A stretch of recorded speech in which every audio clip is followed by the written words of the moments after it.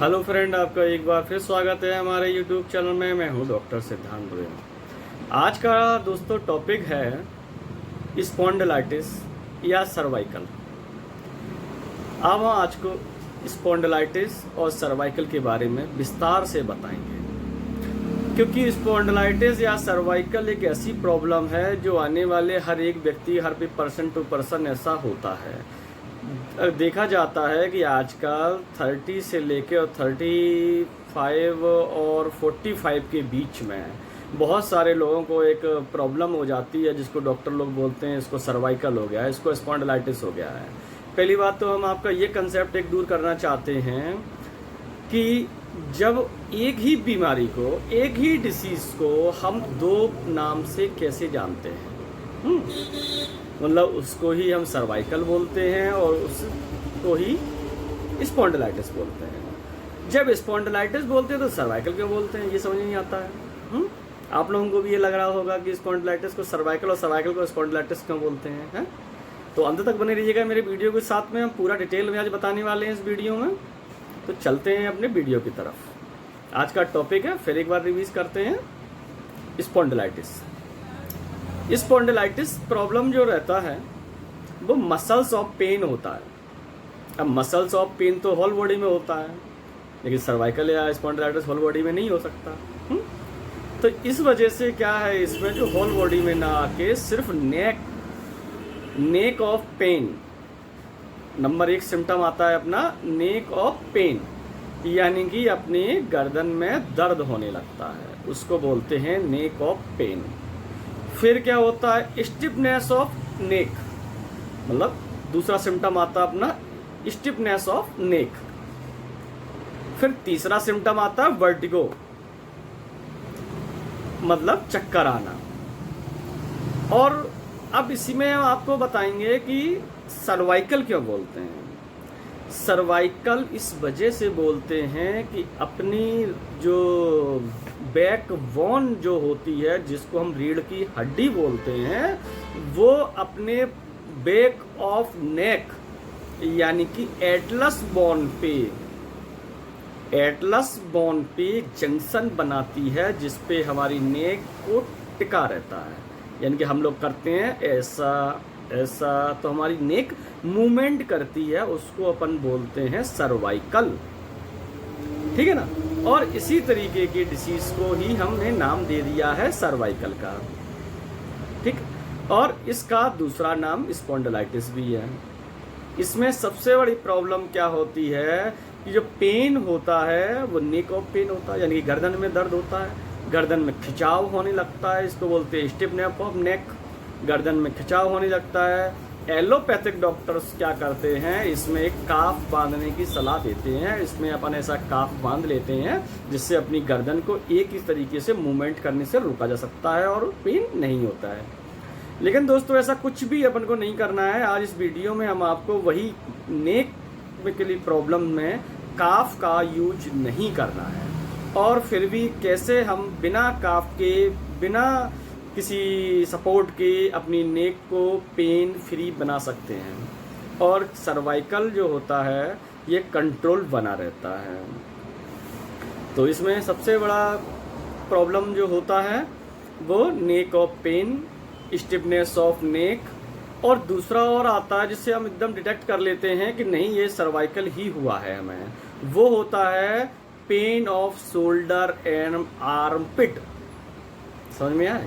हाँ, जैसे शोल्डर्स जो हैं इनमें पेन आने लगता है, और ये पेन धीरे धीरे अपने आर्म पिट तक चला जाता है, इसको बोलते हैं shoulder of pain and armpit, यहाँ तक। फिर जब पेशेंट किसी ऊंचाई वाली जगह पे चढ़ता है, यानी कि अपने रूफ ऑफ होम पे पहुँचता है, तो उसको देखा जाता है नीचे देखने से चक्कर आ जाते हैं, यानी कि वर्टिगो होने लगता है, और उसको लगता है कि अभी हम गिर जाएंगे। रोड पे चलता हुआ पेशेंट को अपने आप चक्कर आने लगते हैं, तो वो इसी वजह से होता है। तो इसमें सबसे पहला अपन को प्रिकॉशन के तौर पे क्या करना है, मल्टी विटामिन वाले फ्रूट्स या वेजिटेबल्स का सेवन हमेशा करते रहना है। ये एक हार्मोनल प्रॉब्लम भी होता है, जिससे हार्मोन्स सही तरीके से सही मात्रा में सीक्रेट नहीं हो पाते हैं, तो उनसे भी ये प्रॉब्लम होने लगता है। इसको हम बोलते हैं सर्वाइकल या स्पॉन्डिलाइटिस। ऐसा अब स्पॉन्डिलाइटिस में ये भी हो जाता है कि इसका जो पेन होता है वो अपने बैकबोन यानी कि रीढ़ की हड्डी तक पहुंच जाता है, और वहाँ पे फिर डॉक्टरों को बोलना पड़ता है कि आप ज़्यादा गद्दे का यूज नहीं करें, बेड का यूज नहीं करें, ऐसा नहीं करें, वैसा नहीं करें। लेकिन आज आपको इन दवाइयों से बिल्कुल भी ऐसा कोई परहेज नहीं करना है।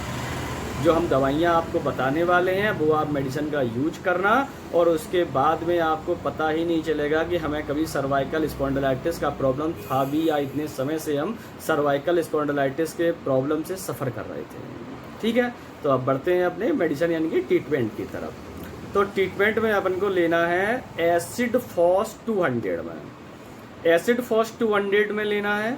उसके बाद में लेना है कैलकेरिया फॉस 200 और कैलकेरिया फ्लोर 1M। हमने पहले भी आपको नेक्स्ट वीडियो में बता चुके हैं कि जो अपन को 1M का लेना रहता है वो दिन में 1 बार लेना रहता है, और 200 दिन में 3 बार।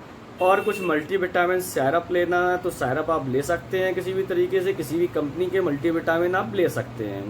और उसके बाद में मल्टीविटामिन के बाद अगर कुछ कैल्शियम का लगता है कि डिफिशियंसी है, नहीं भी है, अगर पेशेंट कोई दुबला पतला होता है तो उसको कैल्शियम की टैबलेट, कैल्शियम के सोर्सेस वाले वेजिटेबल्स भी खानी चाहिए। अब कैल्शियम के सोर्स वाले वेजिटेबल्स क्या होते हैं, जैसे ग्रीन वेजिटेबल्स में अधिकतर होता है। तो सर्दियों के समय में ग्रीन वेजिटेबल्स अपन को इतना खा लेना चाहिए कि वो गर्मियों तक अपन का काम चलता रहता है और कैल्शियम स्टोर रहता है। कैल्शियम ज़्यादा मात्रा में अपने को बॉडी में नहीं चाहिए रहता है, कैल्शियम मिलीग्राम में अपने को बॉडी में रिक्वायरमेंट पर डे का होता है, तो उसी तरीके से अपन को लेना है। और तीसरा मेडिसिन और भी है, एक आता है न्यू लाइफ कंपनी का NL15। NL15 आता है, वो एक अच्छा बेहतर रिजल्ट देता है।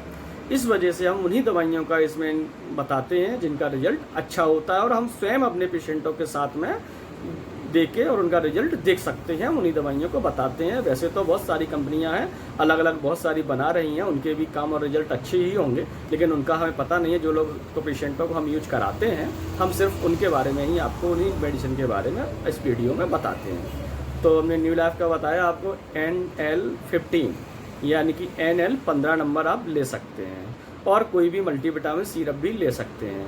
अब अगर टैबलेट का फॉर्म में आता है तो कैल्सीजिन की टैबलेट या कैलकेरिया फॉस 6X में भी ले सकते हैं। 6X में कैलकेरिया फॉस लेते हैं तो 4 टैबलेट लेना है, और अगर हम लोग कोई पेटेंट में जो मेडिसिन आता है वो ले रहे हैं तो एक बार में 2 टैबलेट लेते हैं दिन में 3 बार। जैसे पेटेंट का नाम हम आपको बताते हैं, कैल्सीजिन टैबलेट आते हैं, कैल्सीजिन टैबलेट वो अपन ले सकते हैं दिन में 3 बार ऐसे। और थोड़ा अगर कोई एक्सटर्नल यूज करना है, अगर पेन हो रहा है तो कोई ट्यूब वगैरह यूज कर सकते हैं, ट्यूब की मसाज करना है, मालिश करना है।